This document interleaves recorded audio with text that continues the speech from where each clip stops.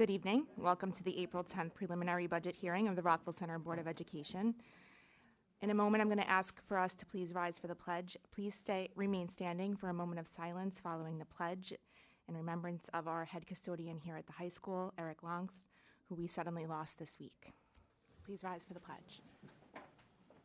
I pledge allegiance to the flag of the United States of America and to the republic for which it stands, one nation, under God, indivisible, with liberty and justice for all.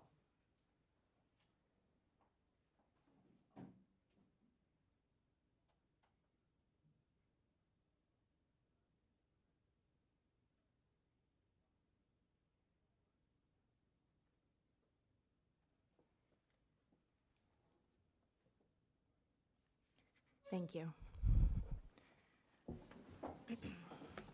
Eric was a cherished member of our faculty here at the high school, and in a moment, Mr. Gavin will speak more to that. Emergency evacuation exits are on either side in the back. Any correspondence that can be posted has been posted. Opportunity for students. Any students here this evening that would like to speak to the board? Come on up.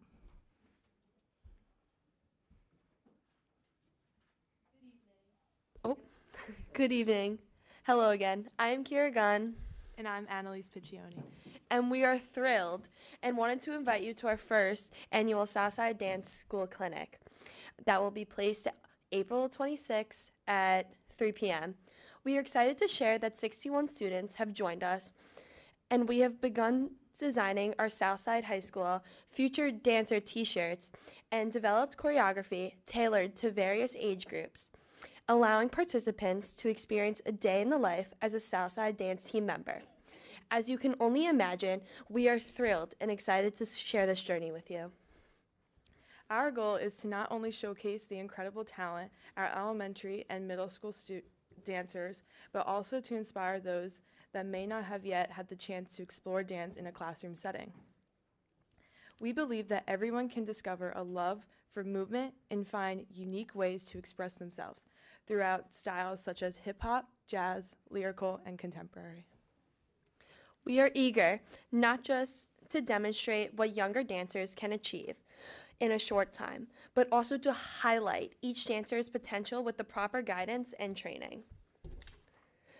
We hope that you will stop by and witness our clinic and our celebrate dance and how it will impact the future of our school, especially how since we have the opportunity to join the educational experience of dance through dance history through IB Dance.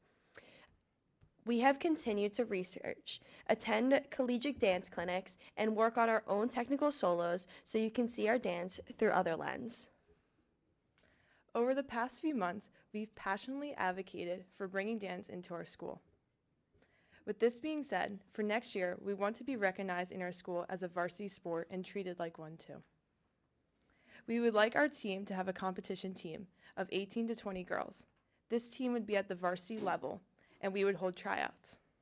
Along with that, we would have a performance team, which anyone can participate in, and they would only perform at school functions. No tryouts needed for this team.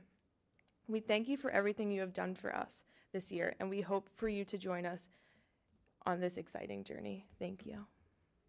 Thank you. Thank you, Kira and Annalise.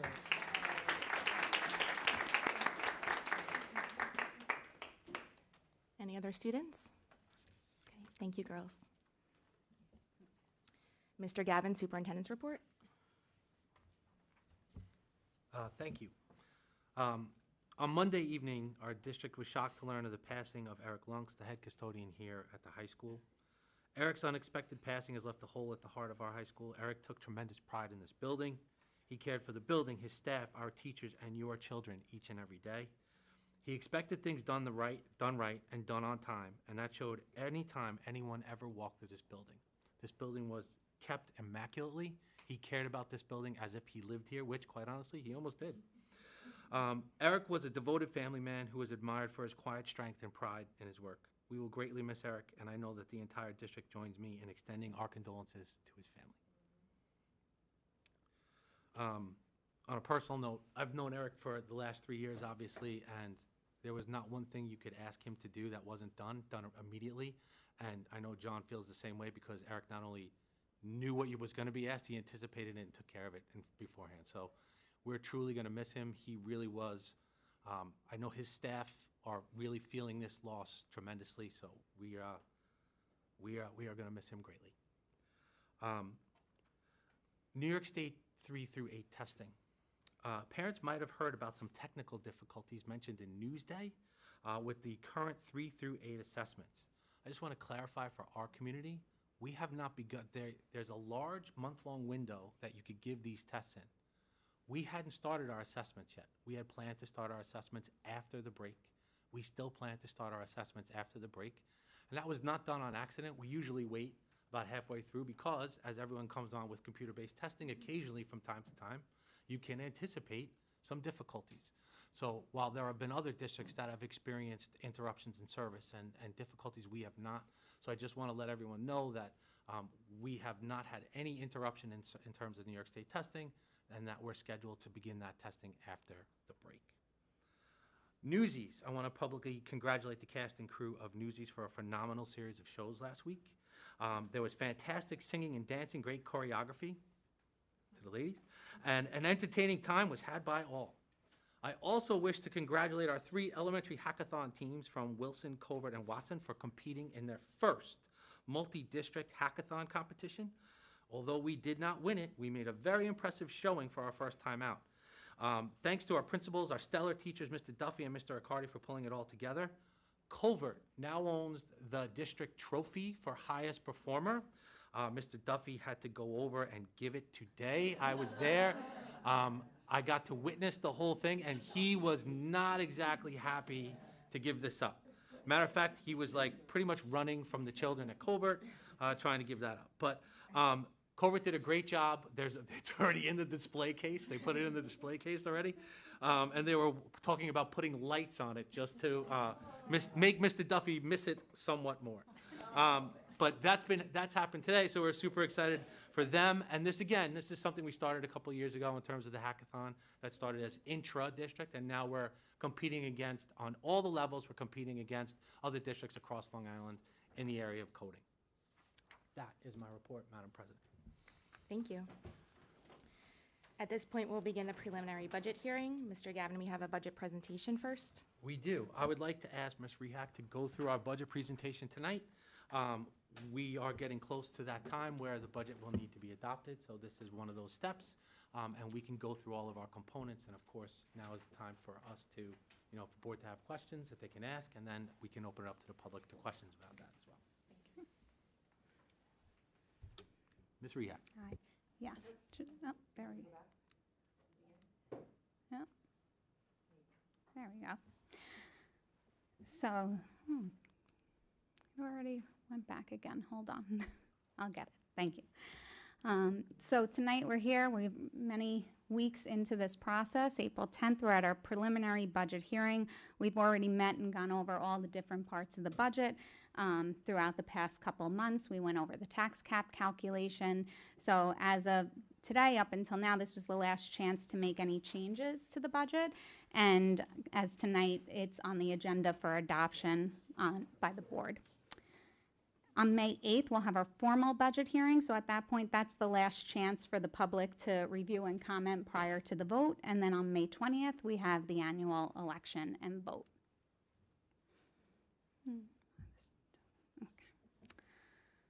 So just an overview, since the last time we met, nothing's changed. We still are at a budget-to-budget increase of 1.63%, which is $139,889,187.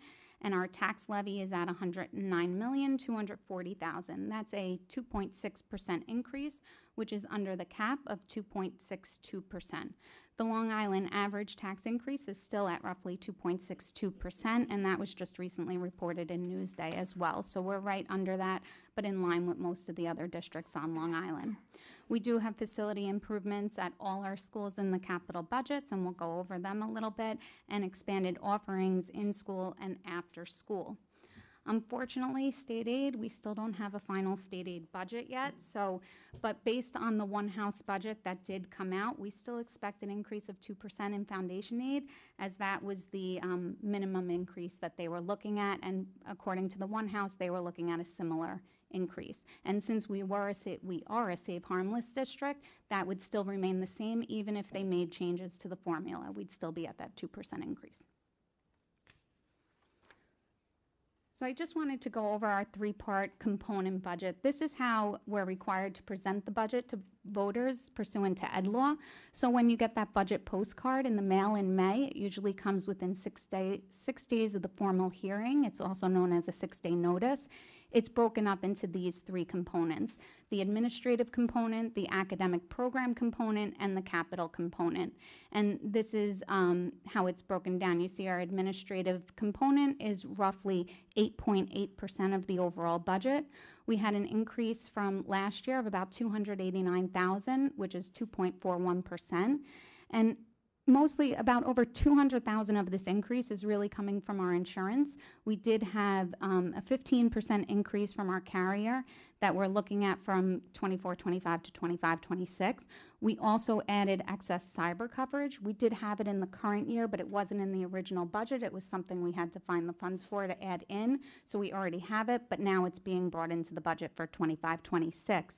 And that excess cyber coverage is roughly $65,000. It's a $3 million policy with a $25,000 deductible. I know that came up in a previous discussion. The next section component of the budget is the academic program component. So this is the biggest part of our budget. This makes up just under 79% of the budget, and we're looking at an increase from the current year to next year of about 1.8 million or 1.71%. So the biggest part of this increase, as we've talked about in the previous presentations, is transportation. We do have about $1 million increase in transportation from 24-25 to 25-26. We're able to offset some of that increase with reductions due to retirements and some breakage. And then the rest of the increase is really contractual increases or anything that we've previously discussed.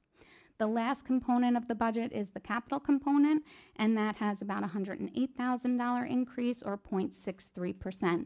And a big piece of that budget is our capital projects, which has remained flat from 24-25 to 25-26. We still have 1.8 million in the budget for capital projects.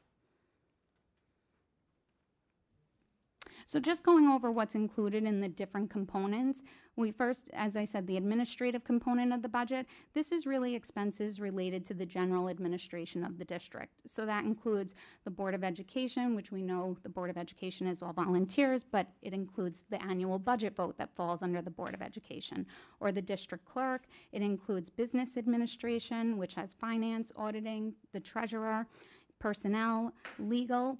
Some legal can be in the academic program, but only legal related specifically to program. Most of the legal falls under the administrative part as well.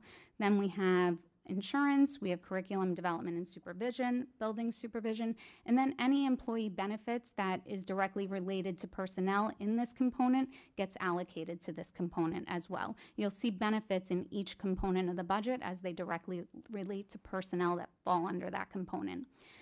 The second component, academic program, this encompasses our expenses related to the educational program itself, including salaries and benefits of teachers and supervisors, other instructional costs, co-curricular activities, athletics, staff development, transportation, and things of that nature. The last component is the capital budget, and this includes our capital projects, our debt service, our leasing costs, buildings and grounds, which includes the operations and maintenance of buildings and grounds.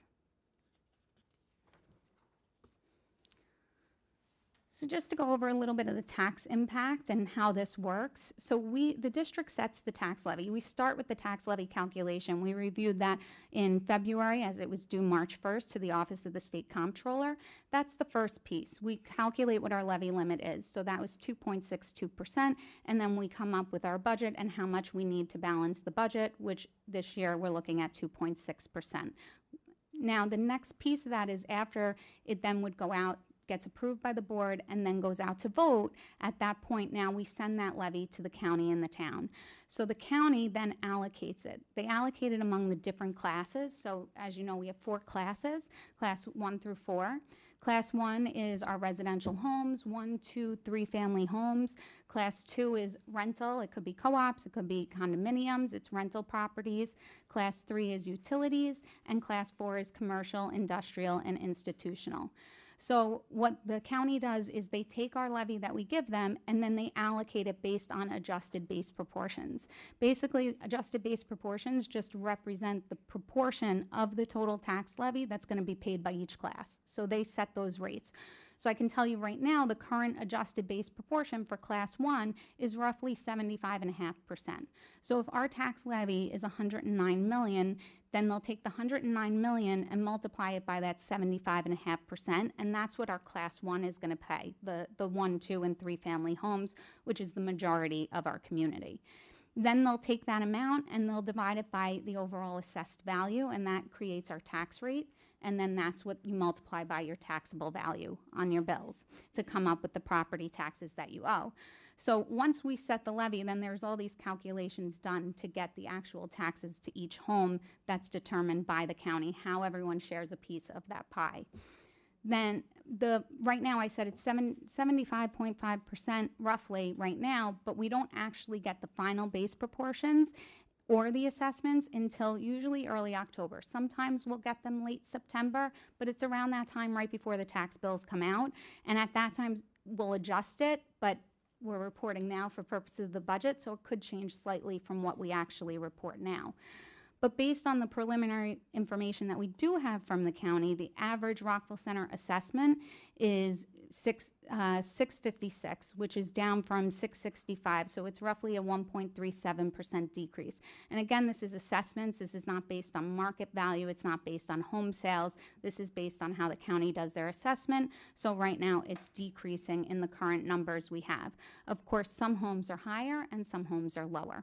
But based on the average taxable value of 656 and based on the adjusted base proportion of the 75.5% and our tax levy, the average homeowner will experience a tax increase of about $319 per year, or 2.25%.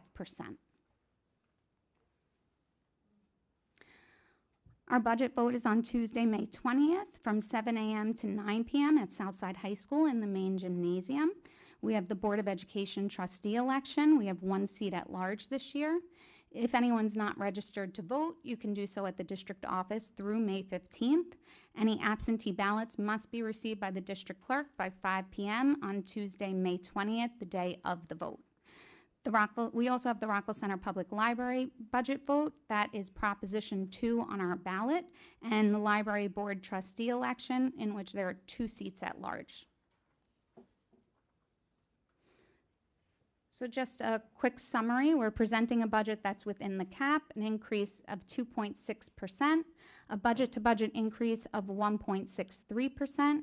The budget includes transfer to capital for $1.8 million in capital projects. This includes office and bathroom renovations, floor ceiling and lighting replacements, HVAC repairs and upgrades, plumbing repairs and upgrades, masonry repairs, site work, including pavement, curb, asphalt, landscaping, and playground upgrades, and flexible furniture upgrades. We also have expanded offerings in school and after school in financial investments, computational engineering, AP cybersecurity, unified theater and unified bowling, IB dance, fashion marketing, sports marketing, AP human geography, fashion design, and adding a varsity field hockey team. The budget book with all the budget details will be available on the district website and in all the district schools and the district office by Monday, April 22nd. All past presentations are also available on the website, and the current budget is also on the website. And the budget newsletter will be mailed to homes next week, so you can expect to receive it in the next couple weeks in your mailboxes. And that is everything I have for tonight. Thank you so much. Thank you. And thank you for all your work since you've come here on this budget and preparing it for the community. Comments or questions from the board? Yes, thank you. Ms. Rehak, this is a tight budget, but it's a balanced budget. Comes in at budget-to-budget increase of 1.63% over last year, but certainly our expenses, as you mentioned, are in the 15% range. In terms of the state aid, which you said is still up in the air. I saw there was an extender for for this date until Tuesday. Are you optimistic that by next week we will have final state aid numbers, or you think it will take longer? I think it will take longer. I think they even talked about with the holiday coming that they expect it to be after the holidays. And in terms of the federal funding that we have heard is somewhat in flux, have there been any more directives from the federal government about any of those monies that either come directly to our school district or flow through New York State? So we haven't heard anything specifically tied to money. We have heard about some directives to the state in terms of attestations that they've asked for, that the state has already given a blanket attestation about in terms of discrimination. So we've heard about that. We are also meeting, we are hosting a meeting for Long Island superintendents tomorrow here in this room with our representative Laura Gillen, who will be answering questions about the state of the impacts of the federal cuts that have been specifically to Department of Education, what we can anticipate in terms of that. So we're looking forward. We're meeting with her and about 20 other districts tomorrow around 3 o'clock. You'll keep us posted how that goes? Yes, ma'am. Thank you.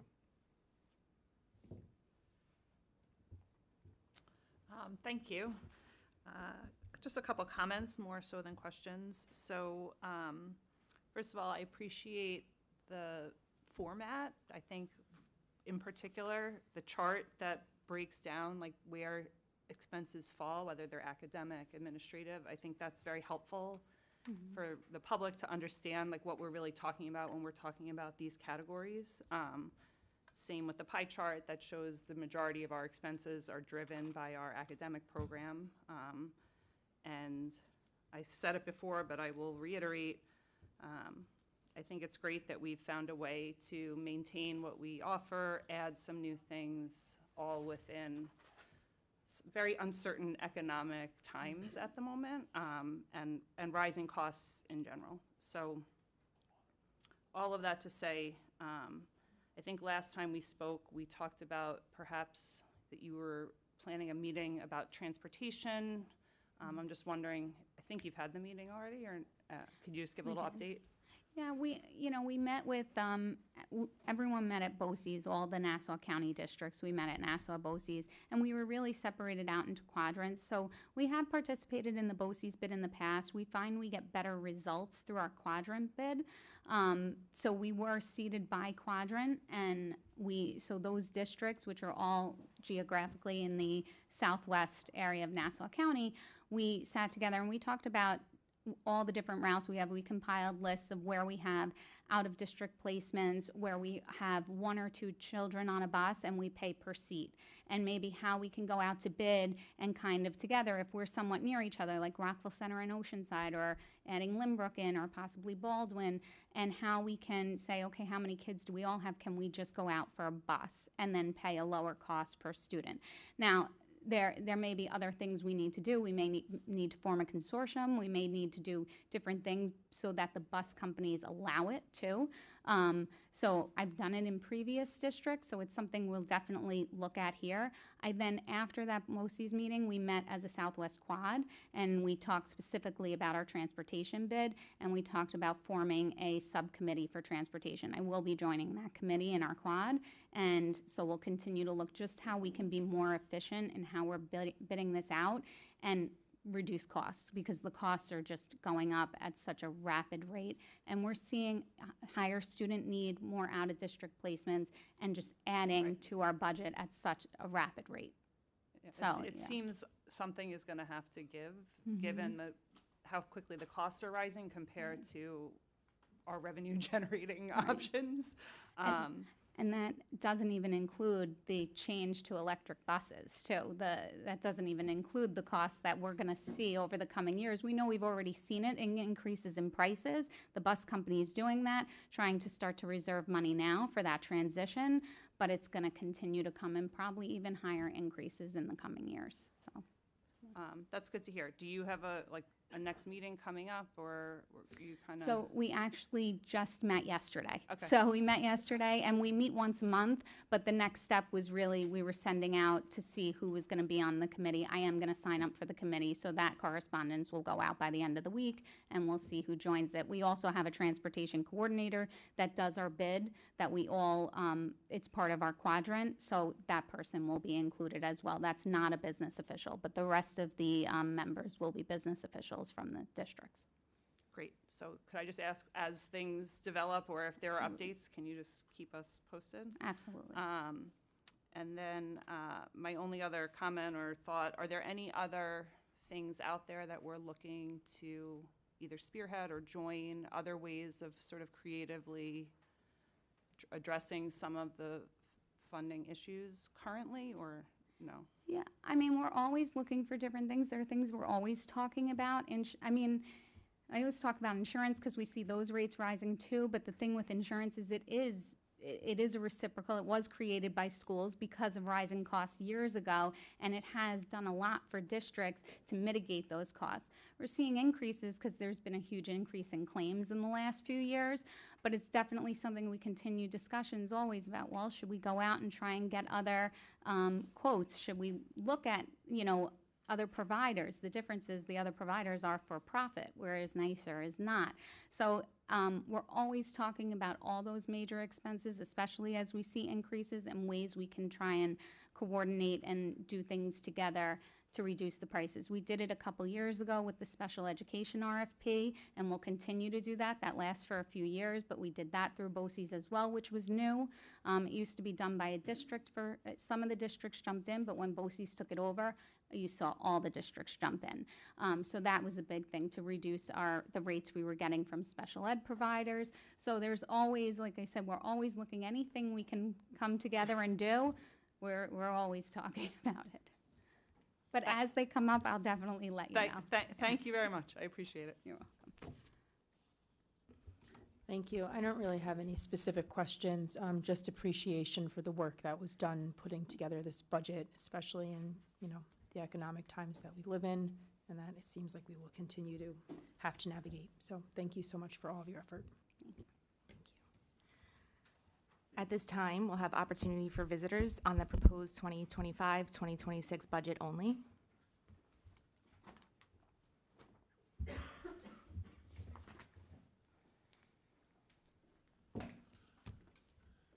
Good evening. Jeff Greenfield, citizen taxpayer, regular visitor, especially for budget meetings. The insurance is an issue I know something about. I've discussed with the superintendent. Were you present at the business officials meeting with NYSER? We have meetings with them There was every about a month year, ago. and about a month ago, I was Yeah. not at that Okay. meeting. I heard it was a heated discussion. I'm here to tell you some bad news on that front. And it's not just me saying it. Your insurance carrier may be insolvent. They are sponsoring a bill in Albany for a $75 million handout from the taxpayers of the state of New York. And my association and many other, I was in Albany yesterday, trade associations, as well as insurance carriers, are going to vigorously oppose it because your NYSER is an assessable reciprocal. So they have the right to assess you and any other members. So there is a bill pending. We don't know where that's going to go. They can't even agree upon a budget, much less on this issue. But it's a serious issue, and you should be prepared. I congratulate you on recognizing the need for additional cyber insurance. And is that with NYSER, the cyber? No. Thank It's- God. We have cyber insurance with NYSER. It's an excess cyber policy It's in excess, addition. good. Yeah, As long as it's not with them. It's Does it not. include ransom coverage? It does. Okay, good again. Okay, you got two good so far, Madam President. Thanks. Okay, transportation, another near and dear to my heart that I've spoken to on this for years and years and years. The time has come for us to move on this consortium idea. $1 million increase is outrageous. It's unacceptable. It's unacceptable to the taxpayers. I'd rather have the money spent on education of the kids, not the transportation. And I think we could do it for less. And again, I'll tell you, and please start, and I've talked to Dr. Lynch on this subject also, because I don't know what the future of his transportation company is, because they're selling off their real estate.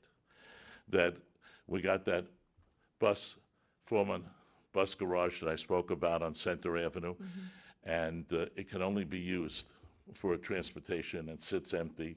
And it may be better. Rockville Center electric rates are great, but that is set up for CNG. And CNG is also acceptable as an energy efficient. And the CNG buses may be less than the electric buses. Upstate New York, they're very upset with the prospect of electric buses because the distances they travel are much greater. So I hope that your school board associations together across the state oppose the push in that direction. And this is, the proof is in the pudding in the increase in your budget. So where your bus contract carrier is now having us pre-fund their capital investment. So I do want to be a little clear on the increase too. Some of it is the increase from contractors, but we also have a lot of additional routes that have come up. So we did have additional out-of-district placements and things like that, which create a lot more routes. So it's not all related just to contractual increases. I just want to be. But how much of that million is reimbursable because of that? Well, our transportation aid is, I believe it's about 70%, but I'll double check that But for you. Is it the same percent for the out-of-district as well as in-district? There's no Yes. differentiation? No, there's no differentiation there. Actually, some of the kids that live under the mileage in district, we get a little less aid for. The out-of-district, we get the aid back for. Okay. Security contract. Last, I asked how much that was, and if that was concluded, you said it came up for renewal or something, or how much are we spending for the third-party security contract? Is that part of the budget? Yeah, that's in the budget. Yeah, it's in the budget. I just got it tonight. I didn't have a chance to look at where it is. All right, I can get you that number can for the get you that contracts, because I have it all commingled with some of which is our employees, so I'll have to give you the separate number for that. You know, I can get I'm going to give you a special thing, my card with all my numbers. Okay, Thank you. thank you. Okay, thank you. Thank you. Thank you, sir. Anybody else on the budget? I will. Thank you.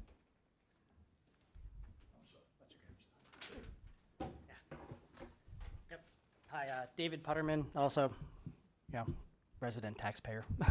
I'm just curious, what type of increase was it? So I saw employee benefits was in 2 of the different sections.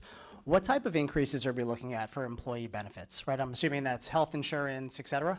Yes. So health insurance, we budgeted a 8% increase in health insurance. Okay.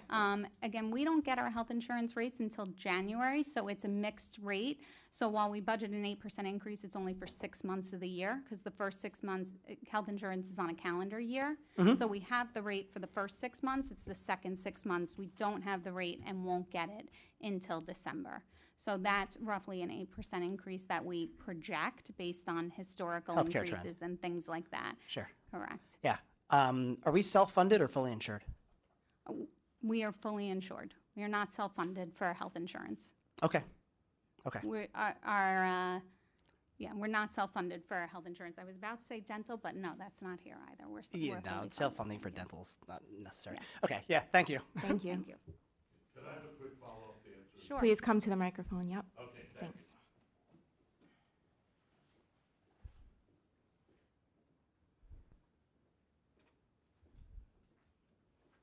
Health insurance for the school district and all the municipalities is the New York State Health Insurance Plan Correct. and administered by United Health. Correct. I know United Health isn't popular these days, but the real problem, I've been telling my friend, the New York State Controller, Tom DiNapoli, that they have a $2 billion no-bid contract. So, and he says that has to come from the governor to bid it. And then he said, no other company can do it. I said, how do you know? Unless you go to bid. And in full disclosure, my son works for a little public company called Humana, and they do in other states. And I'm sure you can look at them and look them up, and they're a pretty reputable company. We need a little competition there, as well as competition in buses. Thank you. Thank you. Agreed. Anybody else on budget? At this time, I'm going to ask the board to take action on the proposed budget for 25-26. Approval of proposed budget for the 25-26 school year will be presented to the voters of Rockville Center on May 20th, 2025, in the amount of $139,889,186.83. May I have a motion? So moved. Second? Second. All in favor? Aye. Thank you. At this time, I'm going to ask board to take action to adopt the property tax report card. Adoption of property tax report card pursuant to Part 170 of the Commissioner's Regulations. May I have a motion? So moved. Second? Second. All in favor? Aye. Thank you.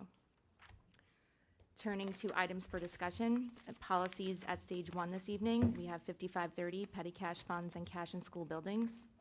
Yes, we Comments have or questions? quite a few policies that we've added to stage 1 as we go through our policy manual, looking to revise, revisit, make sure that we are in compliance. And this is really just bringing down the amount of petty cash funds to $40 each at certain buildings and $100 at the secondary level. Thank you. Okay to move this? Yes. Thank you. 5410, purchasing. Again, minor changes, just adding superintendent designee, so it does not all fall on our superintendent should he wish to delegate some purchasing. Great. Okay to move this? Yes. 5413, procurement of uniform grant guidance for federal awards. Same, just simplifying some of the language in letter U and removing that dollar figure as it may fluctuate. Okay. Okay to move this? 5421, procurement of goods and services. Just good. Good to move? substantive change. Okay, thank you. Exactly. 5430, contracts for services and materials. Same, no substantial changes here. Okay to move this? Yep. 5510, accounting of funds. So this one is a little more complicated. It's related to the following 5510.1, which we are recommending to rescind. And the revised 5510 will now include what was previously in the .1 policy. Understood. Adding Thank the you. online banking portion into this accounting of funds policy. Okay, so we'll move both forward and we'll look to rescind 5510.1 when we get to that point. Yep. Yes. Okay, Yep. thank you. Currently at stage 2, we have 5580, information security breach and notification. Yep, no changes Okay to move since this? stage 1, right? Perfect. Currently at stage 3, we have 1219, ex officio student board member. I've asked Mr. Gavin just to give us a quick update on where we are with this process. Sure. We have spoken to the high school, and we will be having an election. There will be a new position for our students to run for, which will be the student representative for the Board of Education. When we do our student elections, which happen at the end of May, that will be one of the slates, and the students will have the opportunity to run. So we are excited to see who comes out and runs for that prestigious title. Great, thank you very much. Okay to move this for approval? Yeah, I can also note that I am attending a workshop specific to this policy, since a lot of districts are adding it, and I can report back if there are any recommended changes. Great, thank you. I'll see you there. Both members of the policy committee will be there, that's great. 5560, allegations of fraud. Okay to move this to approval? Yes, we bring up a lot of these finance-related policies during budget season, just to remind everyone, we are always looking for ways to be aware of any potential wrongdoing in terms of our fiduciary responsibilities. So no changes since last time on this one. Great, thank you. 5561, board audit committee. Okay to move this for approval? Yes, 5562, internal audit function. Okay to move this as well? good, yep, And 5621, accounting of fixed assets. We're renaming capital assets. yes, just revising definitions. Okay, so we'll move those to approval for the next meeting. Thank you again to the policy committee for all your work. Opportunity for superintendent, Mr. Gavin. Thank you, Madam President. As the superintendent of schools and as a parent, I understand Governor Kathy Hochul's proposal to restrict smartphone and internet-enabled device access in schools, and that it stemmed from genuine concerns about student mental health and engagement. These concerns have been amplified by Jonathan Haidt's The Anxious Generation. While I acknowledge the validity of these concerns and appreciate the governor's focus on this critical issue, I firmly believe that a one-size-fits-all statewide mandate isn't the most effective solution for our community here. Many states are empowering local districts to address this issue, reflecting the principle of local control that has always been fundamental to education. In Rockville Center, we have a long-standing tradition of collaborative decision-making involving our Board of Education, administrators, teachers, parents, and most importantly, the students themselves. We evidence this by, we just recently had a conversation with our very own student government. We had a conversation with our administrators and teachers about this very issue and about the steps we would need to take to move forward, about what it might potentially look like if the governor comes back with a ban of all internet devices in our schools. I am confident in our community's ability to address the challenges posed by these devices through a nuanced and effective approach tailored to our specific context. We trust in the professionalism of our educators, the valuable insights of our parents, and the important perspective of our students to help us find the balance between the need for focus and well-being and the realities of the digital age our children are navigating. We are committed to engaging our community, examining relevant research, and learning from best practices to develop thoughtful policies regarding student cell phone use. I believe that this local collaborative approach will ultimately serve our students far better than a top-down mandate, as we are certainly capable of designing a solution that works here in Rockville Center. For our parents interested in learning more about the issues about internet-enabled devices, we are having a parent workshop called The Digital Dilemma, which will outline concerns and how parents can help their children navigate the digital world. These workshops will be held on Thursday, April 24th, from 6:30 to 7:15 for our elementary parents. The first workshop is for those parents that have not yet given their children a cell phone. The second one is for our middle school and high school parents, and that runs from 7:30 to 8:15. Both workshops are in the high school. If you want to come for the elementary and stay for the high school, you are more than welcome to do so. We are welcoming everyone and encouraging people to attend. This is going to be an ongoing community discussion that will predominate through the rest of the spring, especially when we do get the governor's final budget. I do believe that included in that budget will be a mandate to restrict internet devices across New York State. As we spoke about briefly before, there have recently been some news stories on a federal request for school officials to provide attestation affirming that their districts do not engage in discriminatory practices based on race. While the New York State Education Department has already submitted a blanket response on behalf of all districts, I want to take this opportunity to reiterate that our district fully complies with this federal request. We affirm that no policies or practices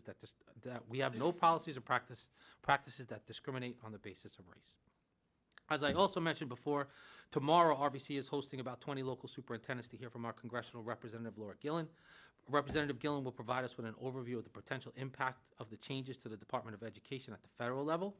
In RVC, we have always met with our local, state, and congressional representatives so that we can advocate for policies that support the education and the programs we offer here, and also anticipate how potential changes in these local governments or federal governments may impact our programs. We look forward to this discussion tomorrow, and I wish everyone a healthy and happy and relaxing break.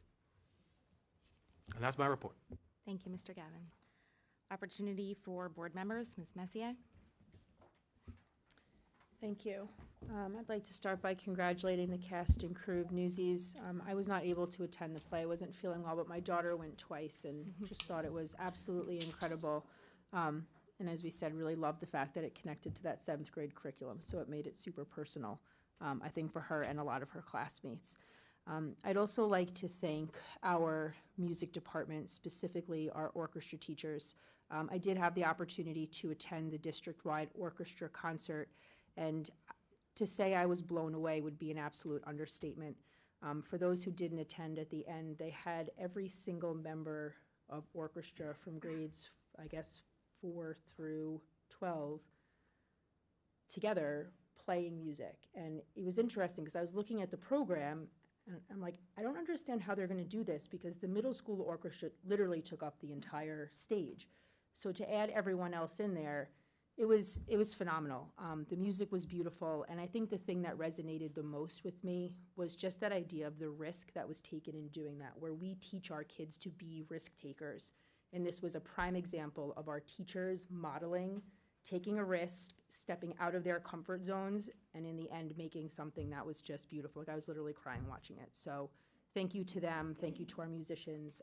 This definitely has been a highlight of my 8-year career in the Rockville Center School District. It was great.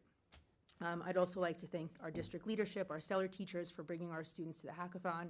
Again, just providing new opportunities for kids to try things that they wouldn't have been able to try on otherwise, I think is great. I did receive the parent square today from Covert that the trophy is ours.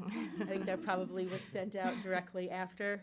And it was funny because yesterday in the car too, my son was talking about, I know who the principal of Wilson is. And I was like, how would you know that? But he knew it was Mr. Duffy, so clearly he met him. So sorry, Mr. Duffy, but great job, Covert. I'd also like to thank our students who came tonight. I think it's so important that students, take the time to advocate for things that they really care about, things that they're passionate about, not just to inform us, but hopefully and ultimately to make change. I love the idea of a dance team. I love the idea of having an opportunity where we can have a competitive team, but then there's also space for anyone else to join a performance team. I think that's a really great idea. And as I've said many times, I think it's very important that we're constantly providing our students opportunities to be part of our school community in more than just students in a classroom. I know the budget is done for this year, but looking forward, thinking about that dance team, thinking about a marching band, thinking about places where students have true passion, where we have holes in our program, I think would be great. So thank you to those ladies and to all of our students. Please come and talk to us. We're here to listen to you. And I think that's pretty much it. Just wishing happy holidays to all that are celebrating, and I hope everybody has a relaxing break. Thank you. Ms. Gruner? Thank you. Just a couple thoughts. So also want to congratulate the cast of Newsies. I was not able to make it either. I was disappointed to miss it. But my daughter went, and she also said it was fantastic. And I love that they have more performances now. It drew a bigger crowd. So I appreciate the direction of the spring musical in particular being something that's going to really draw the community in. I think that's a good direction we're headed in. Just putting out there that signups are ongoing for Regents Review classes. So that's active. They're going to pick up at the beginning of May, I believe. So just for anyone watching who hasn't signed up and wants to, they're offered for free, and you can sign up currently. Also upcoming is the art exhibition at the library. So another fun way to, just see the crossover between what we're doing here and how it connects to the community at large.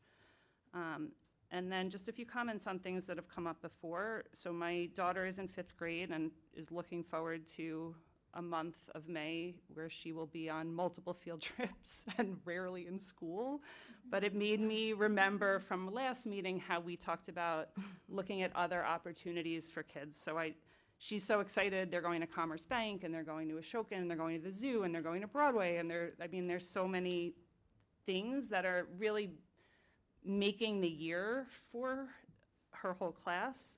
So I just want to reiterate that I think it would be great to try to offer some more of those opportunities to some of our older kids. And then my final comment is about the smartphone policy and the upcoming presentation. I think one thing I've noticed since my older two who got their phones, and back in the day when I was the new parent and I was talking to older parents, most of the parents were just like, yeah, this is what happens, just get on board. Effectively was the message that I got as a concerned first-time mom giving their kid a cell phone. And the thing that I'm noticing now with my youngest is there's actually a lot more conversation happening about it, and I think that is a really positive change that parents are, it's not that they're not going to give it or that it's a digital world. We have to accept that we live in a digital world, but I think there's a lot more thought being given to the parameters we want to set, how to do it responsibly. I'm happy that we're providing access to presentations that will help parents with those difficult decisions and conversations. And I agree that our smartphone policy needs to be locally decided, mainly because banning something that exists in the world isn't really teaching responsible usage, and kids are ingenious at figuring out ways around what you're trying to control anyway. So people have told me that now Google Docs have become the way to text in class because they're editable on the spot, right? So, but yes, we're so I just think being able to engage everybody in a conversation about what this is really going to look like is very important. And that's my soapbox for the day. Thank you. Dr. Downing. Very much agree. And widely, look, tonight's preliminary budget hearing really gets to the primary function of the Board of Education. We develop a budget that funds our school operations, that is responsive to students and families and community inputs, and we adopt and revise policy that provides a framework for the operations that we're funding. We continue to listen to our community, we advocate for our students, and we open up opportunities for them. So thank you, Ms. Rehak, for your presentation. This budget adds new programs, new teams, enhances our facilities, maintains our building and grounds, and it allocates money for safety and security. Importantly, we are coming in under the tax cap and below the average for Long Island school districts. So part of this success is making the most of our community partnerships, and one of our most reliable community partners and one of the best ways that we can support our schools is to attend the Rockville Center Education Foundation Gala coming up on April 26th. The foundation is honoring Lisa Umansky of Polka Dot Pound Cake and Watson's own Melissa Rice. So you can get your tickets or make a donation on rvcedfoundation.org. Again, that's April 26th, and it will be held down at Jones Beach at Gatsby's on the Ocean. I also want to congratulate the incredible cast and crew of Newsies. It was an inspiring performance, so professional, and we know how much work all of our students put in, and we are so proud of you. Shout out also to the Wilson Talent Show performers. I had the absolute best time. This was, I mean, I got a lot of good jokes. We had a lot of comedians. Some good dad jokes. I think I've got to learn the ukulele. This seems to be the way of the future. But it was really great stuff, and thanks for everyone who helped out and organized. Thank you also to Ms. Dalton and our athletics director, Mr. McGuire, on this notion of community partnerships for working with my Malloy connections at HeartSafe to enhance CPR training and investigate partnerships with Parent Heart Watch and Smart Heart Sports Coalition. We're looking to get grant money for additional AEDs and defibrillators. These resources save lives. This issue hits very close to home, and I love that we are partnering with Malloy in ways that benefit our entire community. I'm also looking forward to the digital dilemma. Thank you. It's tough raising our kids responsibly in this digital world, being sure we're setting healthy boundaries and keeping the lines of communication open. It's no easy task. Also looking ahead to the Wellness Walk on Saturday, May 3rd, outside of the middle school track. And lastly, I'll wrap it up. I am excited to announce that I am running for re-election to the Board of Education. In the 3 years since I was elected, we've made a lot of positive change. A strong new superintendent who's a visible presence in our community, brilliant new administrators who are helping to steer our district into the future while being respectful of our taxpayers and inclusive of our wider community. We've got 4 energetic new principals at 4 of our 7 schools. Excellent, positive change. I am ready to keep this momentum going. I know that a solid education shapes student success. Public schools are facing really difficult challenges right now, and I am ready to serve, to continue to listen, and to make sure our students have everything they need to succeed. Thank you. Thank you. One last shout out to the cast and crew of Newsies. I was lucky enough to attend on Friday evening. It was phenomenal. Great job by all. Thank you again to Ms. Rehak and Mr. Gavin for all of your work in preparing this budget for our community. Thank you in advance to the PTA units for hosting us as we visit your upcoming meetings to discuss the proposed budget and answer any questions that parents there may have. And happy holidays to all that are celebrating. I hope everyone enjoys the well-deserved break next week. Opportunity for visitors. The public is reminded to address questions or remarks to the board through its president. It's requested to refrain from making any direct references to students or staff members that could be considered critical of their performance or their character. Such references to individual students or staff members are inappropriate in a public forum and should instead be conducted in private conversation with appropriate members of the staff. The public is asked to state their name and address, and please limit their comments to 3 minutes. Good evening, everybody. My name is Laura Lanning. I live at 152 West Poplar Street in Floral Park, and I'm Watson's school nurse. I'm here on representing my membership of the RN/OT Association. Many think that school nurses just provide Band-Aids and ice packs. While assessing students with a myriad of ailments and routine first aid is certainly a big part of what we do, the role of the school nurse encompasses so much more than that. In the summer months, we work diligently preparing for incoming students. All children in kindergarten, 6th, 7th, and 11th grade are state mandated to receive vaccines before the start of that year. All of their vaccination records must be carefully inspected for accuracy and compliance, and errors must be reconciled. Grades K, 1, 3, 5, 7, and 10 require annual physical exams that need to be reviewed, cataloged, and documented as well. Supplies are delivered, unpacked, and inventoried, and preparation for caring for sick and injured children in the upcoming year. Class lists are inspected and updated so medically fragile students can be considered, and their teachers instructed on emergency care plans designed specifically for them. We are the bridge between home and school for these children, keeping them safe while providing peace of mind for the parents as they go to work and leave their children's lives in our hands. Another big school nurse responsibility in summer are sports clearances. Each and every one of our over 2,200 student athletes' medical records must be reviewed by a nurse, ensuring they meet the health requirements and have the needed documentation to participate in their sport. Before classes even begin, we teach all staff members how to recognize signs of anaphylaxis and seizures, as well as how to administer life-saving epinephrine. So when September rolls around, we are ready to get back to the day-to-day care of our students. Along with those students, the 850 building staff members also rely on the nurses. Staff members stop in frequently asking, "Can you check my blood pressure?" Or, "What do you think this rash is?" Sometimes the situation is much more urgent, unfortunately, with staff displaying signs of a heart attack or stroke requiring emergency service intervention. Communication with parents is a big part of our day, from reporting illnesses and injuries to updating on medical record needs to answering questions on district practices. We communicate with parents many times each and every day. Many students require medication in school, from daily prescriptions to ointments, pain relievers to life-supporting inhalers and insulin. We have dozens of medications to track and administer. With mental health concerns at an all-time high, the nurses are always assessing the overall emotional well-being of our kids. Teens and tweens and even younger kids are frequently challenged navigating their social world of friends and frenemies, especially online, and often need a safe place and a compassionate ear. And distressed students know they can always find that in the nurse's office.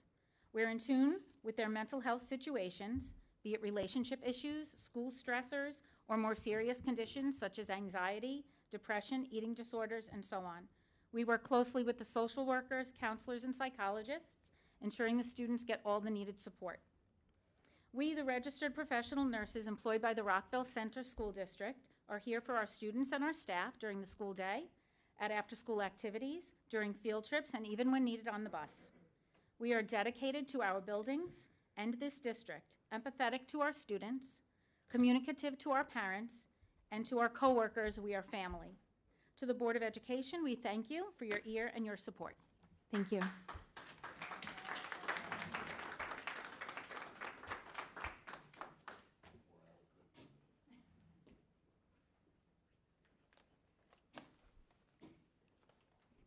Hi, I'm Maureen Bedell. I'm a school social worker in the Wilson School, and I'm here tonight with Dawn Conlon.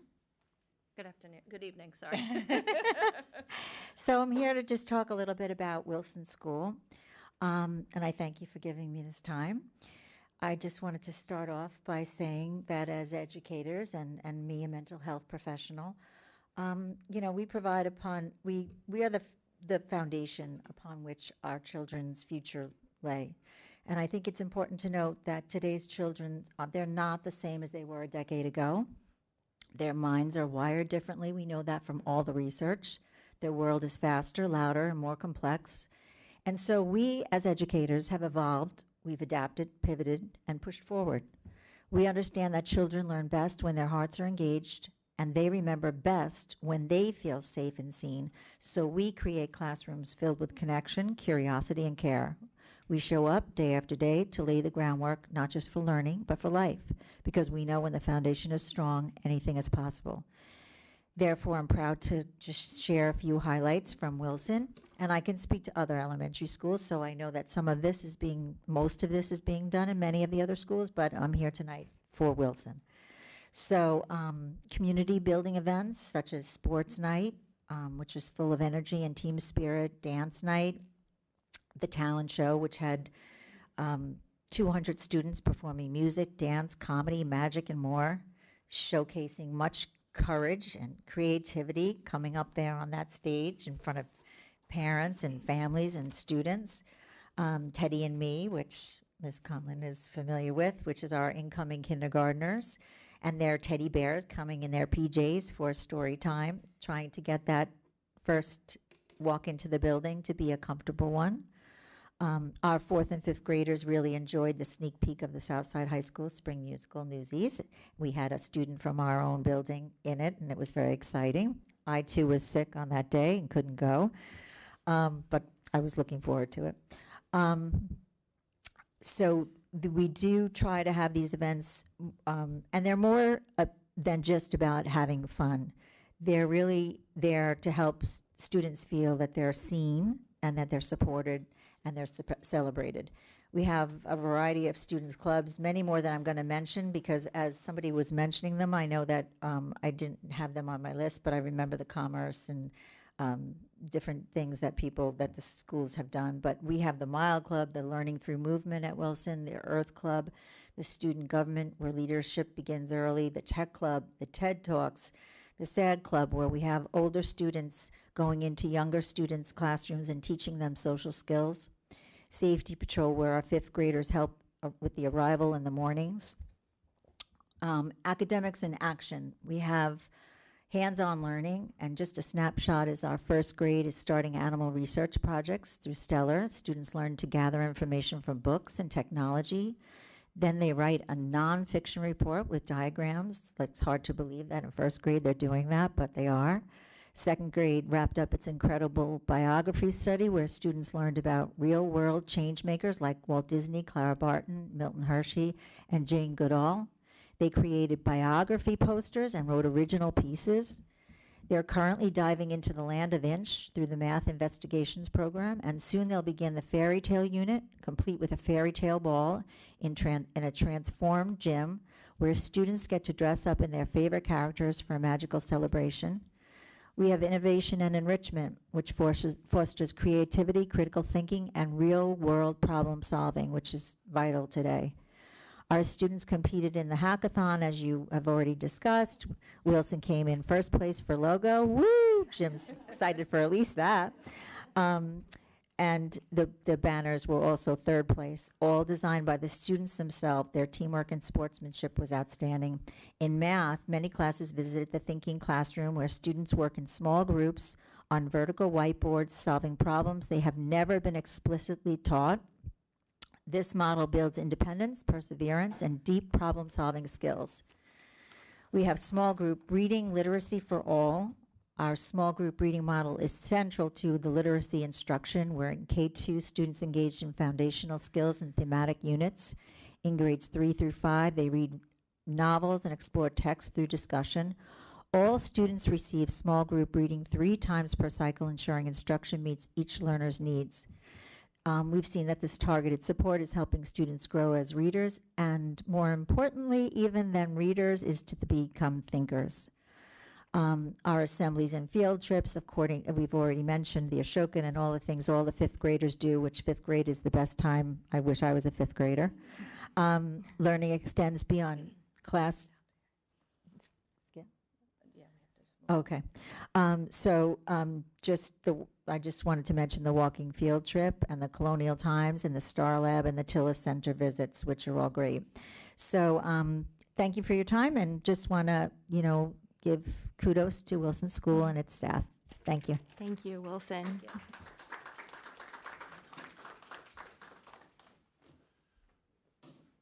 Still Jeff Greenfield, citizen taxpayer. I'm sorry to hear about the loss here in the building. It's not only a loss for the district, it's a loss to the taxpayers. I lecture other districts on the condition of their building and always cite how good this building is. So I'm very saddened. Mr. Gavin, I was so glad you addressed the issue I was going to ask. You anticipated on cell phones. And I'm glad to hear your position, because again, our governor is overreaching, just like, and this is your analogy, just like with zoning. Local determination is best. I have faith in this administration, school board, to set the policy that fits the needs of this district. One size doesn't fit all. And that's the reason we don't have a budget. We have now started making policy, not just her, it started with King Cuomo II, and we started making policy as part of the budget. So hopefully that'll change. Wilson, I'm glad to hear about Wilson School. I'm a grad of Wilson School. A shout out to Miss Shields, who was my kid's teacher at Ewan, and she came over to me. And I had the distinction, I was a student for the people didn't retire easily or quickly. I'm sorry, did I mess that up? It won't look good on TV, though. Okay, we got to fix it. Don't take away my time.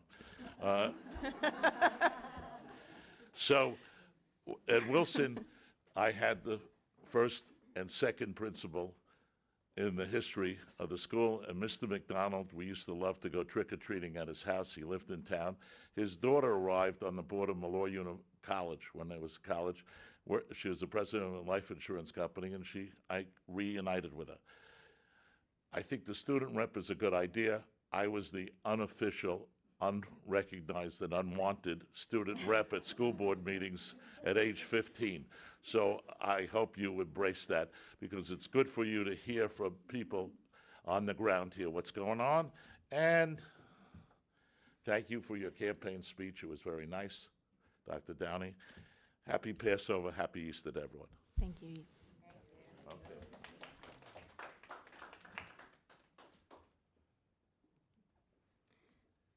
Okay, Mr. Gavin, we have acceptance of a gift this evening. We do. We are proud to accept the gift of the Ruth Klonsky family for art supplies. $1,200 worth of art supplies donated in Ruth Klonsky's name. We're super excited that we had a former alumni reach out and give us that $1,200 donation, which we will be sharing with our art teachers who have probably already spent it. Thank you very much to the Ruth Klonsky family. May I have a motion to accept the gift? So moved. Second? Second. All in favor? Aye. Thank you again. Before the board takes action on the consent agenda, I'm going to ask Mr. Gavin, just can you briefly speak to one of the items, item Q4, regarding UPK? I certainly can. We are proud to announce that our partnership with the Village has been expanded. So this year was our first year. We offered 36 students the opportunity to attend UPK right here in the village of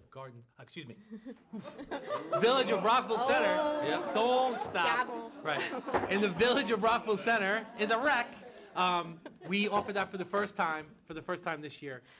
We were super excited for that partnership with the Village. We've rented space in the rec building. This year, we're very excited to announce that we are proposing to double that size. We will have the opportunity for 72 students that are ready, that will go to UPK to go into that program right here in the Village.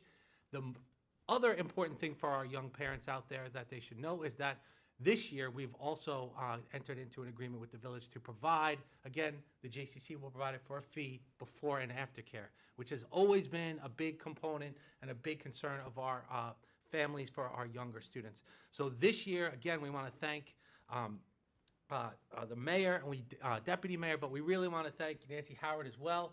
She's really worked with us on expanding this partnership. We will be working with the village to do some reconfiguration in the basement of the recreation center, and we are super excited for September, where we will welcome, we hope, 72 of our youngest learners to the village rec. For our parents, tomorrow, if you are a UPK parent and you have registered with the district, you will be receiving an email with the details for the lottery. So we will probably have more than we can take for the 72 spots in terms of how many people want that. We do also have the other spot at the Oceanside JCC. So there are spots for anyone that wishes to register for UPK. Again, it's a free program. Again, both sites will now offer before and after care.